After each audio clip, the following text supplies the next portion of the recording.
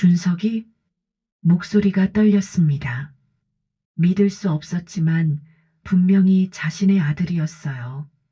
몇 달 전까지만 해도 회사에서 승진했다며 바쁘다고 연락을 끊었는데 명절에도 바빠서 못 온다고 했고 어머니 제사 때도 해외 출장이라며 오지 않았는데 모든 게 거짓말이었던 거예요. 만수는 핸드폰을 든 채 주저앉았어요. 자신의 아들이 새벽마다 마당에 몰래 들어와 용변을 보고 쓰레기를 뒤지고 있었다는 사실이 믿기지 않았어요. 우리 아들이 도대체 무슨 일이 있었던 거야? 시청하시는 모든 분들 사랑합니다. 이상했습니다. 하루 이틀도 아니고 요즘 들어 자꾸만 마당에 이상한 게 보였어요. 새벽마다 누군가 다녀간 흔적이 남아 있었죠. 그 중에서도 참을 수 없었던 건 사람의 것처럼 보이는 똥이었습니다. 개도 아니고 이게 뭐야? 사람이야 뭐야? 칠순을 넘긴 이만수는 매일 아침 마당 청소가 일과였어요. 요양원은 질색이라며 아내가 떠난 뒤 홀로 이 오래된 집을 지키고 있었죠. 부러진 삽자루처럼 삐걱대는 무릎을 끌고 똥을 치우며 만수는 중얼거렸습니다. 이 동네 미쳤나? 마당에다 대놓고 똥을 싸다니. 하루 이틀 참았어요. 하지만 3번을 넘기자 화가 치밀었죠. 범인이 사람이라면 이건 단순한 실례가 아닌 명백한 범죄였습니다. 며칠 밤을 새우며 기다리기도 했지만 이상하게도 그때마다 마당엔 아무도 없었어요.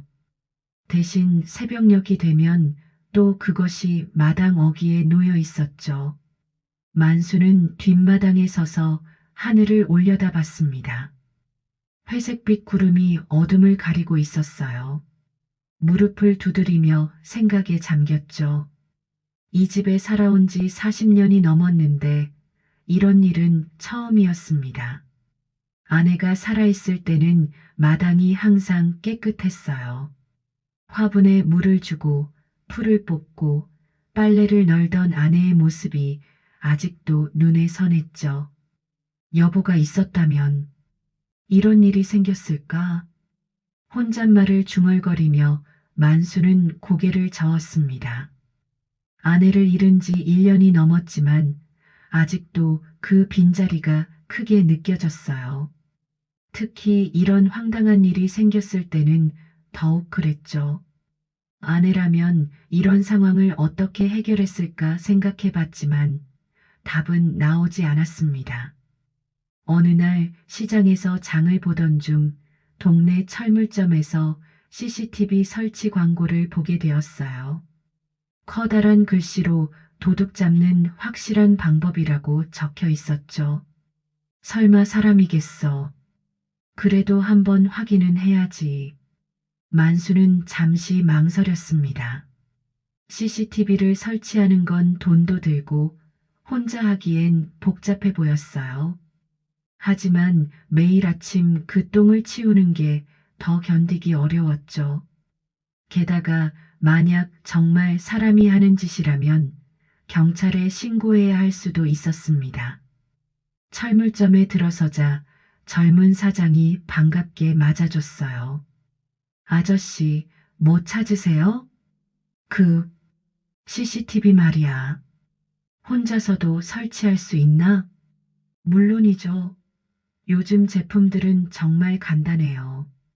보세요, 이거. 사장은 휴대폰만 한 크기의 카메라를 꺼내 보였습니다. 만수는 의외로 작은 크기에 놀랐어요. 이게 CCTV야? 텔레비전 같은 거 아니고? 아, 그건 옛날 얘기예요. 이제는 이렇게 작고 간단해요. 벽에 달고 핸드폰으로 보면 됩니다. 사장은 친절하게 설명해 줬어요. 하지만 만수에게는 여전히 어려운 얘기였죠. 핸드폰으로 내 폰에도 되나? 네, 물론이죠. 아저씨 폰이 어, 이 폰 꽤 오래된 거네요. 사장이 만수의 핸드폰을 보더니 당황한 표정을 지었어요. 버튼이 달린 옛날 폰이었거든요. 그럼 안 되는 거야? 아니요, 되긴 하는데. 좀 복잡할 수도. 결국 사장은 설치까지 도와주기로 했어요. 만수는 마음을 굳혔죠. 그날 저녁 사장이 CCTV를 들고 만수의 집을 찾아왔어요. 하지만 설치 과정은 생각보다 험난했습니다. 여기 벽에 구멍을 뚫어야 하는데, 뭐, 구멍을 뚫어? 네, 선을 연결하려면. 그럼 우리 집이 부서지는 거 아니야? 아니에요. 작은 구멍이에요. 드릴 소리가 요란하게 울렸어요. 만수는 불안한 마음으로 지켜봤죠. 벽에 구멍이 뚫리는 게 마치 자신의 몸에 구멍이 뚫리는 것 같았어요. 자, 이제 카메라를 달겠습니다. 사장이 사다리에 올라가 카메라를 설치하려는데 갑자기 사다리가 흔들렸어요. 어어, 아이고, 조심해. 만수가 황급히 사다리를 잡았지만 카메라가 땅에 떨어지고 말았어요. 아이고, 이게 망가진 건 아니지? 괜찮아요. 이 제품 튼튼해요. 다행히 카메라는 멀쩡했어요. 두 번째 시도 끝에 드디어 설치가 완료됐죠. 이제 핸드폰 설정을 해드릴게요. 사장이 만수의 핸드폰을 만지작거렸어요. 하지만 문제가 생겼죠. 이 폰에는 앱을 못 깔겠는데요. 그럼 어떻게 해? 음, 새 폰을 사시거나. 만수는 난감했어요. CCTV는 달았는데 볼 수가 없다니. 그럼 내가 매일 와서 확인해 드릴게요. 사장이 미안한 마음에 그렇게 제안했어요. 하지만 그것도 이상한 일이었죠. 결국 다음 날 만수는 동네 핸드폰 가게에 가서 새 스마트폰을 샀어요. 40대 사장이 친절하게 사용법을 가르쳐 줬죠. 이걸 누르시면 영상이 나와요. 어디? 여기? 아니에요. 이 아이콘을요. 아이콘이 뭐야? 이 그림 말이에요. 1시간 넘게 걸려서야 만수는 CCTV 영상을 볼 수 있게 되었어요. 그날 밤 만수는 조심스럽게 새 핸드폰을 만지작거리며 CCTV를 확인했습니다. 화면이 너무 작아서 눈을 찡그리며 봐야 했지만 드디어 마당이 보였어요. 이제 범인을 잡을 수 있겠어. 오래된 벽시계는 새벽 3시를 가리키고 있었어요. 만수는 창문 너머로 마당을 내려다보며 중얼거렸습니다. 이제 정체를 알 수 있겠지. 이 고생이 헛되지 않기를. 바람이 살짝 불어와 나뭇잎을 흔들었어요. 만수는 무거운 마음으로 잠자리에 들었죠. 내일 아침이면 모든 게 밝혀질 거라는 생각에 잠을 이루기 어려웠습니다. 새 핸드폰 사용법도 걱정이고 CCTV가 제대로 작동할지도 걱정이었어요. CCTV를 설치한 첫날 밤, 만수는 설렘과 긴장으로 잠을 이루지 못했어요. 드디어 범인의 정체를 밝힐 수 있을 거라는 기대감 때문이었죠. 여전히 마당 한켠에 똥이 놓여 있었습니다. 이제 보자. 어떤 놈인지. 만수는 떨리는 손으로 새 핸드폰을 조작했어요. 처음 써보는 스마트폰이라 버튼을 찾기도 어려웠죠. 한참을 헤매다가 겨우 영상 재생 버튼을 찾았습니다. 화면에는 어둠만 가득했어요. 그런데 이상한 게 영상이 너무 흐릿했습니다. 어젯밤에 비가 왔거든요. 카메라 렌즈에 빗방울이 맺혀서 제대로 보이지 않았어요. 아이고, 이게 뭐야? 안 보이잖아. 희미하게 뭔가 움직이는 듯한 그림자는 보였지만 사람인지 동물인지 구분할 수가 없었죠. 만수는 화면을 이리저리 확대해보고 밝기도 조절해봤지만 소용없었어요. 첫날부터 이러면 어쩌지. 실망한 만수는 카메라 렌즈를 닦으러 나갔어요. 사다리를 가져와서 올라가니 렌즈에 빗방울과 먼지가 가득 붙어 있었죠. 렌즈를 깨끗이 닦고 나서 만수는 기대를 하며 둘째 날을 기다렸어요. 역시나 똥은 있었고 이번에는 영상이 선명했습니다. 자, 이번엔 제대로 보이겠지. 새벽 3시경 화면에 그림자가 나타났어요. 분명히 사람이었습니다. 담장을 넘어오는 모습도 또렷하게 보였죠. 하지만 문제가 있었어요. 뒷모습만 나오네. 그 사람은 계속 카메라에 등을 돌리고 있었어요. 담장을 넘을 때도, 용변을 볼 때도, 쓰레기를 뒤질 때도 얼굴은 전혀 보이지 않았죠. 마치 카메라 위치를 알고 있는 것처럼 교묘하게 피하는 것 같았어요. 셋째 날, 넷째 날, 다섯째 날, 여섯째 날. 계속해서 뒷모습만 찍혔어요. 만수는 점점 짜증이 났습니다. 이 자식이 일부러 그러는 건가?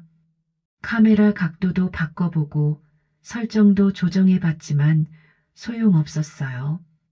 그 사람은 마치 카메라가 어디 있는지 정확히 알고 있는 것처럼 행동했거든요. 일주일이 지나도록 얼굴은 한 번도 보이지 않았어요. 만수는 포기할까도 생각했죠. 그러던 어느 날 밤 특별한 일이 일어났어요. 보름달이 떠서 마당이 환하게 비춰진 거였죠. 다음 날 아침 역시나 똥이 있었어요. 만수는 떨리는 마음으로 영상을 재생했습니다. 이번엔 분명히 보일 거야. 새벽 3시 평소와 같이 그림자가 나타났어요. 하지만 이번에는 뭔가 달랐습니다. 달빛이 밝아서 훨씬 선명하게 보였거든요. 그 사람이 쓰레기통을 뒤지다가 뭔가를 찾지 못했는지 고개를 들어 주변을 둘러봤어요. 그 순간 달빛에 비친 얼굴이 카메라에 또렷이 잡혔습니다. 만수의 심장이 멈추는 것 같았어요. 준석이? 목소리가 떨렸습니다. 믿을 수 없었어요. 준석은 몇 달 전 회사에서 승진했다며 바쁘다고 연락을 끊었죠. 명절에도 바빠서 못 온다고 했고 어머니 제사 때도 해외 출장이라며 오지 않았어요. 마지막으로 만났을 때도 멀쩡해 보였는데 한 번도 연락이 없던 아들이 왜 새벽마다 마당에 나타나 이런 짓을 하고 있는 걸까요? 만수는 화면 앞에 주저앉았습니다. 손이 덜덜 떨렸어요. 자신의 아들이 새벽마다 마당에 몰래 들어와 용변을 보고 있다는 사실이 믿기지 않았죠. 아들의 얼굴을 자세히 보니 살도 많이 빠지고 머리도 헝클어져 있었어요. 예전의 깔끔한 모습은 전혀 찾아볼 수 없었죠. 도대체 무슨 일이 있었던 거야? 만수는 몇 번이나 영상을 다시 봤지만 분명히 준석이 맞았습니다. 그 독특한 걸음걸이와 몸짓까지 똑같았어요. 그 순간 영상 속 준석이 화면 밖을 향해 조심스럽게 무언가를 집었어요. 쓰레기 봉지를 뒤적이고 음식물 쓰레기통을 열어보고 있었죠. 준석은 그것들을 하나씩 뒤져보며 먹을 만한 게 있는지 살펴보고 있는 것 같았습니다. 만수는 무너지는 심정으로 화면을 멈췄어요. 우리 아들, 지금 뭐 하는 거야? 목이 메었습니다. 자신의 아들이 쓰레기를 뒤지고 있다는 현실이 받아들여지지 않았어요. 언제부터 준석이 이런 상황에 처했는지, 왜 아버지에게 도움을 청하지 않았는지 알 수 없었죠. 만수는 의자에서 일어나 방 안을 서성였어요. 마음은 복잡했죠. 분노와 당황, 그리고 깊은 슬픔이 섞여 있었습니다. 언제부터 아들이 이런 처지가 되었는지, 왜 아버지에게 말하지 않았는지 알 수 없었어요. 찬장에서 소주 한 병을 꺼내 마셨습니다. 목이 따갑게 넘어갔지만 마음의 답답함은 가시지 않았어요. 준석의 어릴 적 모습이 떠올랐죠. 밝게 웃으며 학교에서 돌아오던 모습, 성적표를 들고 뛰어오던 모습들이 스쳐 지나갔습니다. 그러나 그 감정들 위로 올라오는 하나는 죄책감이었어요. 언제부턴가 준석이 아버지에게 연락을 끊기 시작했죠. 마지막으로 얼굴 본 게 아내의 장례식이었나요? 그때도 준석은 장례식장에 나타났지만 아버지와 눈도 제대로 마주치지 않았어요. 서로의 말은 독하고 마음은 거칠었죠. 그때 조금만 말을 붙였더라면. 만수는 땅을 쳤습니다. 아내가 떠난 후 부자 사이는 더욱 멀어졌어요. 준석은 어머니를 많이 따랐는데 어머니가 없어지니 아버지와 대화할 이유도 없어진 것 같았죠. 만수도 마찬가지였습니다. 아내가 중간에서 다리 역할을 해줬는데 그 다리가 사라지니 아들과 어떻게 대화해야 할지 몰랐어요. 특히 장례식 때 준석이 아버지 혼자서도 잘 지내실 거예요 라고 차갑게 말했던 기억이 아직도 생생했습니다. 영상을 다시 보니 준석의 모습이 더욱 처참해 보였습니다.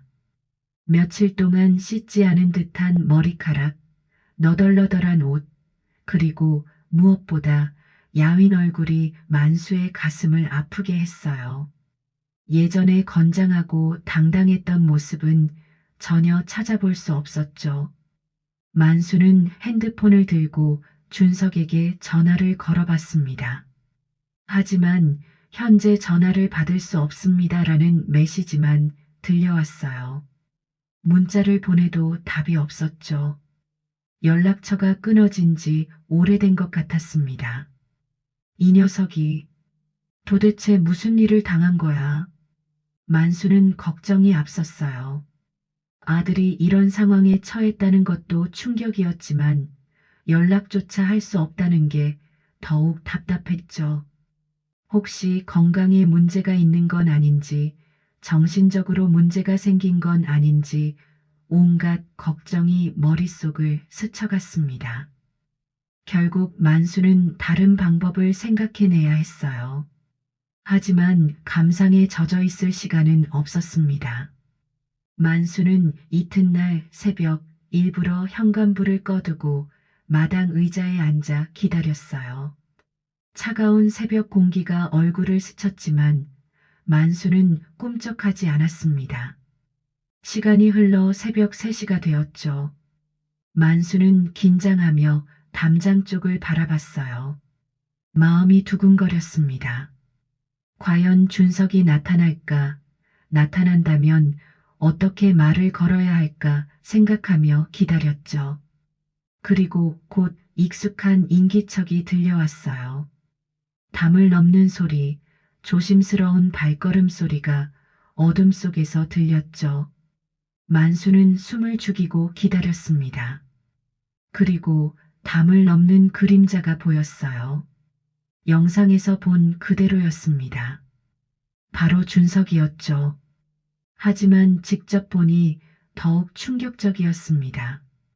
몇 달 만에 보는 아들의 모습은 완전히 달라져 있었어요. 준석은 마치 잠결에 걷는 사람처럼 느릿느릿 움직였습니다. 눈은 멍하니 허공을 바라보고 있었고 무의식적으로 집을 향해 이끌려 오는 것 같았어요. 입으로는 계속해서 뭔가를 중얼거리고 있었죠. 가까이서 들어보니 엄마, 엄마, 집에 가고 싶어요. 라고 계속 말하고 있었습니다. 돌아가신 어머니를 찾으며 무의식적으로 집으로 돌아오는 귀소 본능이었어요. 만수는 가슴이 찢어지는 것 같았어요. 자신의 아들이 이런 상태라니. 영상으로 볼 때보다 훨씬 심각해 보였습니다. 준석은 평소와 같이 마당 한켠에서 용변을 봤어요. 그리고 쓰레기통 쪽으로 향했죠. 하지만 오늘은 뭔가 달랐습니다. 쓰레기통을 뒤지다가 갑자기 고개를 들어 집 쪽을 바라봤어요.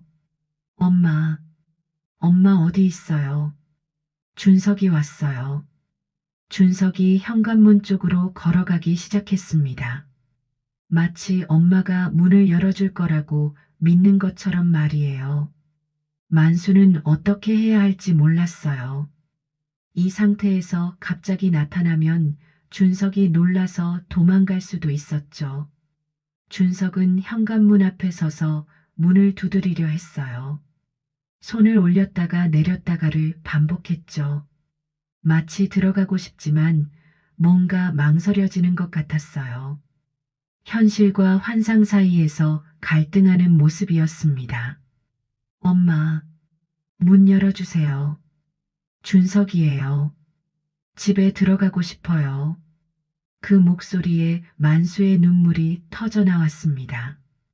아들이 엄마를 찾으며 집에 들어가려 하지만 무의식 깊은 곳에서는 자신이 들어갈 자격이 없다고 생각하는 것 같았어요.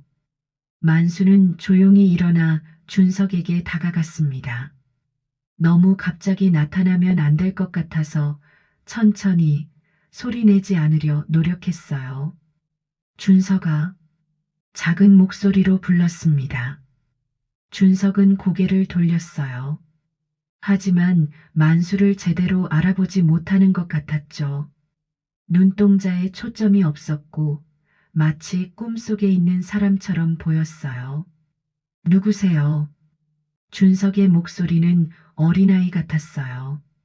예전에 당당하고 씩씩했던 목소리가 아니었죠. 만수는 더욱 가슴이 아팠습니다. 나야 아버지야. 아버지?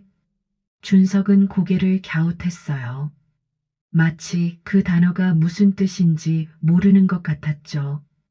그러더니 갑자기 무서워하는 표정을 지었어요. 저 잘못했어요. 돌아갈게요. 준석이 도망가려 했습니다. 만수는 황급히 준석의 팔을 잡았어요. 가지 마라. 괜찮다. 하지만 준석은 더욱 무서워했어요. 마치 만수를 낯선 사람으로 보는 것 같았죠. 놓아주세요. 무서워요. 엄마한테 가야 해요. 그 말에 만수는 얼마나 가슴이 아팠는지 몰라요. 자신의 아들이 아버지를 무서워하며 이미 간 엄마를 찾고 있다니. 준석아, 나 아버지야. 이만수, 너 아버지. 만수는 준석의 어깨를 부드럽게 잡고 눈을 맞췄어요. 그리고 천천히 말했죠. 집에 들어가자. 엄마는 하늘나라에 계셔. 그 말을 들은 준석의 눈에서 눈물이 흘렀어요. 엄마 보고 싶어요. 나도 보고 싶다. 우리 함께 보고 싶어 하자. 만수는 준석을 안아줬습니다. 아들의 몸이 얼마나 마르고 차가운지 뼈만 남은 것 같았어요. 아버지, 정말 아버지예요? 그래, 내 아버지야. 준석은 그제야 만수를 제대로 알아보는 것 같았어요. 하지만 여전히 정신이 혼미한 상태였죠. 저, 저 왜 여기 있어요? 기억이 안 나요. 괜찮다. 이제 집에 들어가자. 집에 들어가도 돼요? 당연하지. 여기가 내 집인데. 하지만 준석은 망설였어요. 저, 저 더러워요. 냄새도 나고. 괜찮다. 씻으면 돼. 만수는 준석의 손을 잡고 현관으로 향했어요. 준석은 마치 어린아이처럼 만수의 손을 꼭 쥐고 따라왔죠. 현관문을 열고 들어가면서 만수는 생각했어요. 도대체 아들에게 무슨 일이 있었던 걸까? 어떻게 해야 원래대로 돌아올 수 있을까? 하지만 일단은 집에 데려오는 게 먼저였어요. 준서가, 이제 괜찮다. 아버지가 돌봐줄게. 준석은 집안을 신기한 듯 둘러봤어요. 자신의 집인데도 낯선 곳에 온 것처럼 보였죠. 만수는 그런 아들을 보며 눈물을 참았습니다. 길고 긴 치료와 회복의 시간이 필요할 것 같았어요. 현관문을 열고 들어서는 순간 준석은 마치 다른 세상에 온 것처럼 두리번거렸어요. 자신이 태어나고 자란 집인데도 낯선 곳에 온 것처럼 보였죠. 만수는 그런 아들을 보며 가슴이 아팠습니다. 여기 어디예요? 준석이 조심스럽게 물었어요. 거실을 둘러보는 눈빛이 혼란스러워 보였죠. 만수는 천천히 대답했습니다. 우리 집이야. 내가 어릴 때부터 살던 집. 제가 여기서 살았어요? 그 말에 만수는 더욱 마음이 무거워졌어요. 아들이 자신의 집조차 기억하지 못한다니. 정신적 충격이 얼마나 컸는지 짐작할 수 있었죠. 준석은 거실 한가운데 서서 어떻게 해야 할지 모르는 것 같았어요. 마치 손님이 된 것처럼 어색해했죠.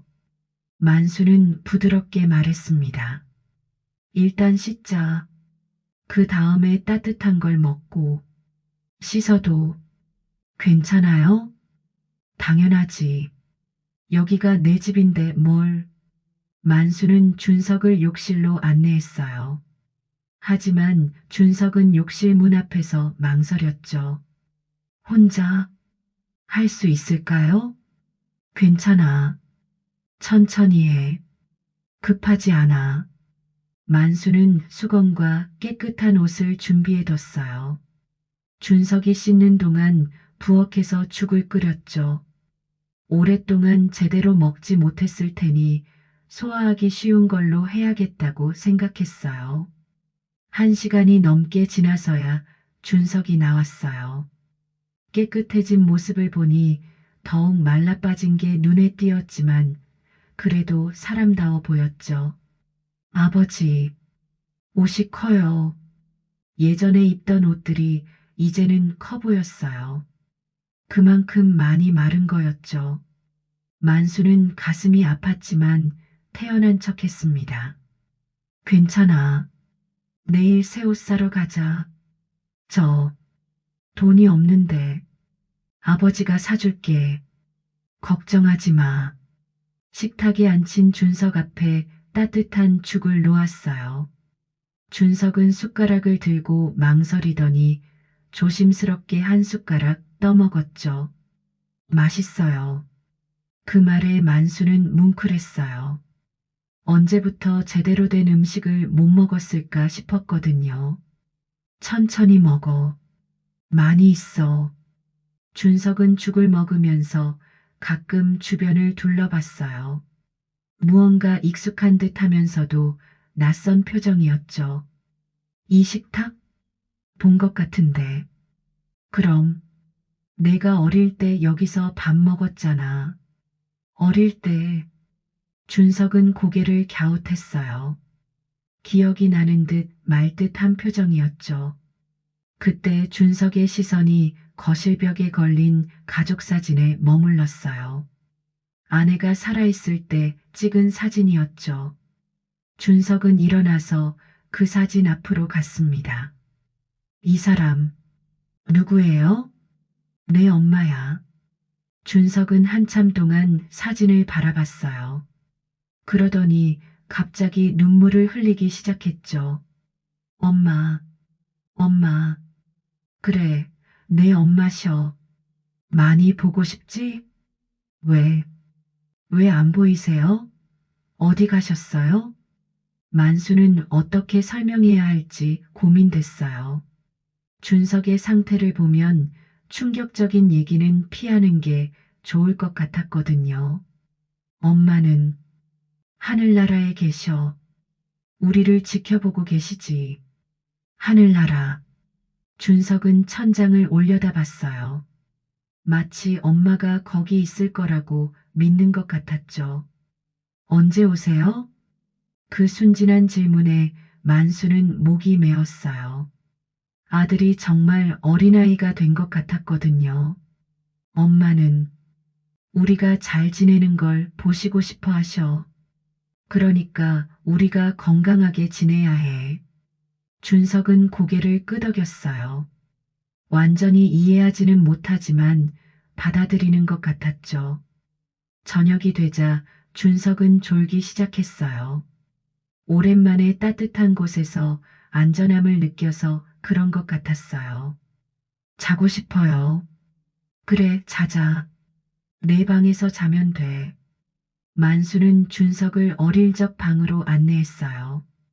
오랫동안 쓰지 않아서 먼지가 많았지만 급하게 청소해뒀죠. 여기가 제 방이에요? 응. 어릴 때부터 내 방이었어. 준석은 침대에 조심스럽게 앉았어요. 그러더니 베개를 안고 코를 갖다 댔죠. 냄새가 좋아요. 엄마가 늘 빨래해 두셨거든. 그 말에 준석은 미소를 지었어요. 오늘 처음 보는 미소였죠. 만수는 가슴이 따뜻해졌습니다. 아버지, 내일도 여기 있어도 돼요? 당연하지. 여기가 내 집이야. 언제까지든지 있어도 돼. 정말이에요? 정말이야. 준석은 안도의 표정을 지으며 눈을 감았어요. 얼마나 피곤했는지 금세 잠이 들었죠. 만수는 그런 아들을 보며 이불을 덮어줬습니다. 이제 괜찮을 거야. 아버지가 지켜줄게. 방을 나오면서 만수는 아내의 영정에게 말했어요. 여보, 우리 아들 집에 왔어요. 이제 천천히 나아질 거예요. 당신도 안심하세요. 그날 밤 만수는 오랜만에 편안하게 잠들 수 있었어요. 아들이 집에 있다는 것만으로도 마음이 놓였거든요. 비록 아직 갈 길이 멀지만 이제 시작이었어요. 함께 이겨낼 수 있을 거라는 희망이 생겼습니다. 며칠이 지났어요. 준석은 집에서 지내면서 조금씩 안정을 찾아가는 것 같았습니다. 하지만 여전히 많은 것들이 혼란스러워 보였죠. 만수는 아들을 지켜보며 어떻게 도와야 할지 고민이 많았어요. 아침마다 준석은 같은 시간에 일어났어요. 새벽 3시였죠. 마당에 나가던 시간이었거든요. 만수는 그런 아들을 보며 가슴이 아팠습니다. 준석아, 아직 새벽이야. 더 자지 않을래? 밖에 나가야 해요. 왜? 모르겠어요. 그냥 나가야 할 것 같아요. 준석은 현관문으로 향했어요. 하지만 문고리를 잡고는 멈춰섰죠. 뭔가 이상하다는 듯 고개를 갸웃했습니다. 문이 안에서 열리네요. 그제야 준석은 자신이 집 안에 있다는 걸 깨달은 것 같았어요. 밖에서 들어오려고 하던 습관 때문에 혼란스러워한 거였죠. 그래, 이제는 안에서 나가는 거야. 안에서 나가는 거. 준석은 그 말을 되뇌며 천천히 이해하는 것 같았어요. 며칠 동안 만수는 준석의 기억을 되살려주려고 노력했어요. 어릴 적 사진을 보여주고 함께 했던 일들을 이야기해줬죠. 이거 봐. 내가 초등학교 때 운동회에서 1등한 사진이야. 준석은 사진을 오랫동안 들여다봤어요. 이게 저예요? 그럼 그때 얼마나 기뻐했는지 몰라. 기뻐했다고요? 응. 엄마한테 뛰어가서 안기면서 엄마 나 1등 했어. 라고 소리쳤거든. 그 말을 듣자 준석의 눈에 뭔가 떠오르는 것 같았어요. 엄마, 엄마가 안아주셨나요? 그럼 엄마가 우리 준석이 최고야라고 하시면서 꼭 안아주셨지. 준석은 가슴에 손을 대고 뭔가를 느끼려고 하는 것 같았어요. 어렴풋한 기억이 떠오르는 듯 했죠. 따뜻했던 것 같아요. 맞아. 엄마 품은 항상 따뜻했지. 이런 식으로 조금씩 기억을 자극해주니 준석에게 변화가 나타나기 시작했어요. 표정이 좀 더 밝아졌고 말도 더 많이 하게 됐죠. 하지만 여전히 어려운 순간들이 있었어요. 어느 날 저녁 준석이 갑자기 불안해하기 시작했거든요. 아버지, 저 정말 여기 있어도 되는 거예요? 당연하지. 왜 그런 말을 해? 저 나쁜 짓 했잖아요. 마당에서 준석은 자신이 했던 일을 기억하고 있었어요. 그것 때문에 죄책감을 느끼고 있었죠. 그건 내 잘못이 아니야. 아파서 그런 거였어. 아팠다고요? 응, 마음이 많이 아팠던 거야. 이제는 괜찮아질 거야. 만수는 준석을 다독였어요. 하지만 준석의 불안은 쉽게 가시지 않았습니다. 사람들이 알면 창피할 거예요. 아무도 모르니까 걱정하지 마. 하지만 준석의 걱정은 현실이 되고 말았어요. 며칠 후 동네 사람 하나가 만수에게 찾아왔거든요. 만수 씨, 아들분이 집에 왔다면서요? 네, 그런데요. 그 아들이 예전에 우리 마당에도 그런 짓을 했다던데요. 만수는 당황했어요. 소문이 퍼진 거였죠. 그게 아이가 아파서 남의 마당에 똥을 싸요? 이건 아니지 않습니까? 그 말을 들은 준석이 방에서 나왔어요. 그리고 그 사람 앞에서 깊이 고개를 숙였죠. 죄송합니다. 정말 죄송합니다. 준석아, 들어가 있어. 하지만 준석은 계속 사과했어요. 저, 저 정신이 없었어요. 용서해 주세요. 그 모습을 본 동네 사람도 마음이 누그러진 것 같았어요. 아, 정말 아프셨구나. 괜찮습니다. 죄송해요. 정말 죄송해요. 준석은 계속 고개를 숙이고 있었어요. 만수는 그런 아들이 안쓰러웠습니다. 그 사람이 돌아간 후 준석은 더욱 위축됐어요. 아버지, 저 때문에 창피하시죠? 무슨 소리야? 전혀 안 창피해. 하지만 준석아, 넌 내 아들이야. 아들이 어떤 상태든 아버지는 자랑스러워. 그 말에 준석의 눈에 눈물이 맺혔어요. 정말, 정말이에요? 정말이야. 만수는 준석을 안아줬어요. 아들의 어깨가 떨리는 게 느껴졌죠. 이제부터는 더 당당하게 살자. 우리 잘못한 게 없어. 네, 아버지. 그날 밤 준석은 처음으로 새벽에 일어나지 않았어요. 아침까지 푹 잤죠. 만수는 그것만으로도 큰 발전이라고 생각했습니다. 다음 날부터 만수는 준석과 함께 산책을 하기 시작했어요. 처음에는 집 근처만 돌았지만 점점 더 멀리 나가게 됐죠. 아버지, 저 가게 예전에 와봤던 것 같아요. 맞아. 어릴 때 자주 과자 사러 갔었지. 과자. 준석은 가게를 바라보며 뭔가를 떠올리려고 했어요. 딸기맛 사탕. 좋아했던 것 같아요. 어, 맞네. 어떻게 기억했어? 준석도 신기한 듯 웃었어요. 오랜만에 보는 밝은 표정이었죠. 조금씩 생각나는 것 같아요. 만수는 희망을 느꼈어요. 아들이 조금씩 회복되고 있다는 증거였거든요. 천천히 해. 급하지 않아. 네, 아버지. 그렇게 부자는 함께 걸으며 과거를 하나씩 되찾아갔어요. 비록 느리지만 분명한 변화였습니다. 만수는 이 길이 옳다고 확신했어요. 한 달이 지났어요. 준석은 놀라울 정도로 많이 회복됐습니다. 이제는 혼자서도 씻고 밥도 차려 먹고 집안일도 도와줄 수 있게 됐어요. 무엇보다 표정이 밝아졌고 대화도 자연스러워졌죠. 아버지, 오늘 날씨 정말 좋네요.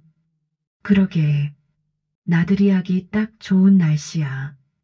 그렇게 부자는 함께 걸으며 과거를 하나씩 되찾아가고 있었어요. 그날 오후 준석이 동네 마트에서 장을 보고 돌아오는 길이었어요. 집 앞에 낯선 여자가 서 있었죠. 여자가 돌아서는 순간 준석의 심장이 멈추는 것 같았습니다. 수진아? 준석 오빠? 한참 동안 보지 못했던 전 아내 수진이었어요. 준석은 장 보던 것을 바닥에 떨어뜨렸죠.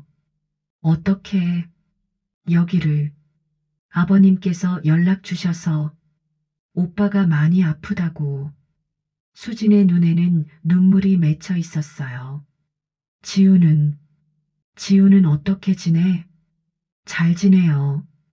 그런데 지우가 아빠를 보고 싶어 해.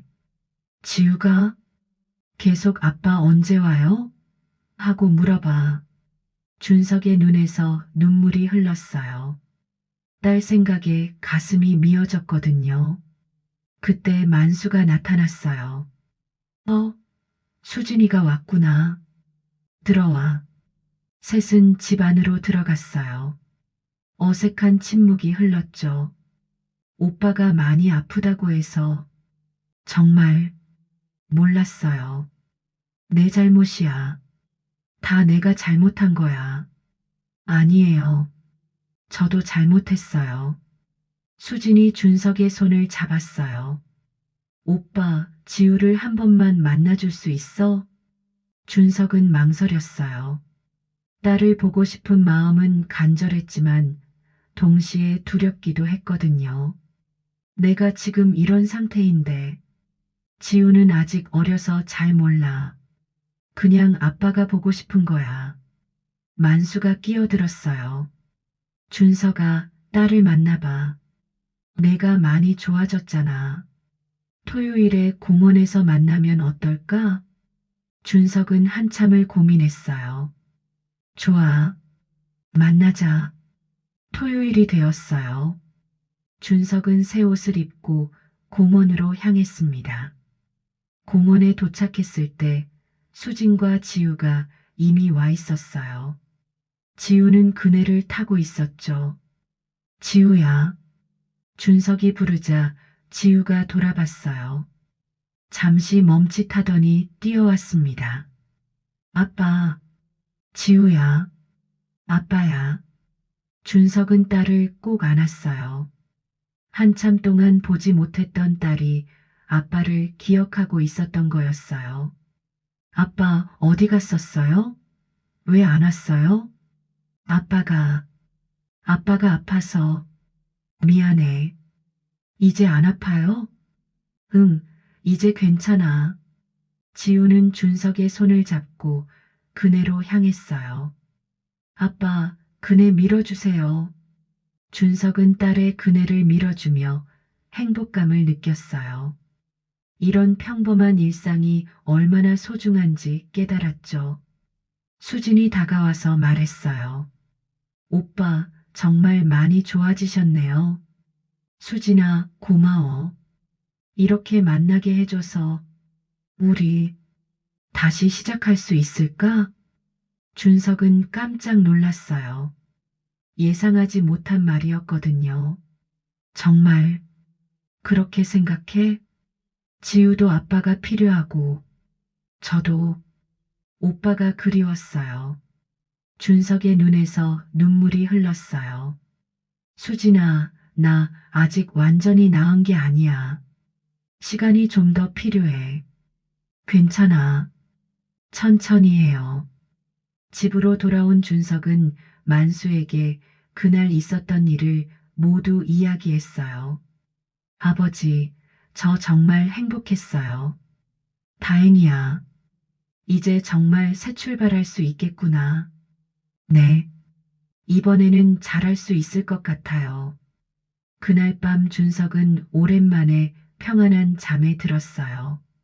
가족에 대한 희망과 새로운 시작에 대한 기대감을 안고 말이에요. 몇 달이 흘렀어요. 봄이 와서 마당에는 새순이 돋고 벚꽃이 활짝 피어 있었습니다. 준석은 이제 완전히 다른 사람이 되어 있었어요. 완전히 나은 게 아니라서 적당한 일자리를 찾을 수 없어 매일 경로당에서 일하며 어르신들의 사랑을 받고 있었고 주말이면 지우와 시간을 보내고 있었죠. 아빠, 오늘은 뭐 할까요?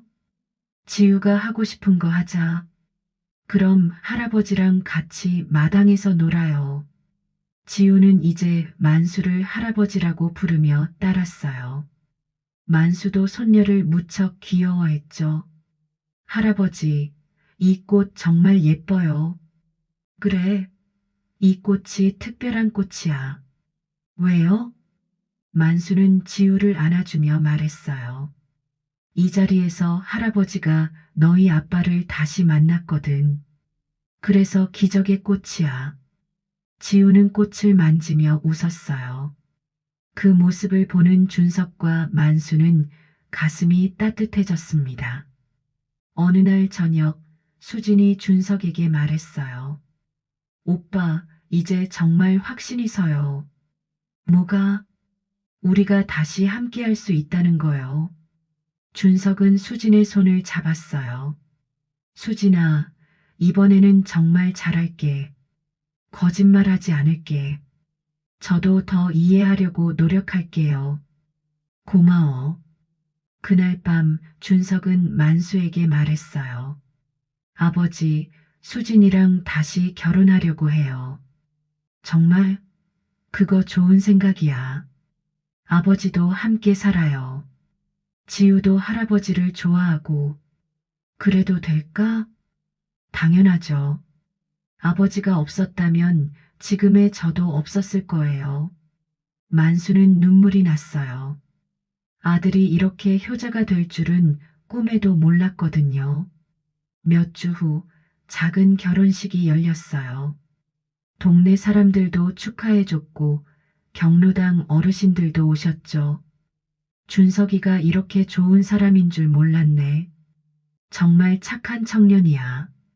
준석은 모든 분들께 깊이 인사를 드렸어요. 제가 힘들 때 많은 도움 주셔서 감사합니다. 결혼식 후 가족들은 마당에 모여 앉았어요. 만수, 준석, 수진 그리고 지우까지 4명이 함께였죠. 할아버지, 우리 계속 함께 살 거죠? 그럼 할아버지가 어디 가겠니? 지우는 만수의 품에 안겨 웃었어요. 준석은 엄마의 영정사진 앞에 가서 말했어요. 엄미, 아들 이제 건강해요. 이제 안심하세요. 만수도 아내의 사진을 바라보며 중얼거렸어요.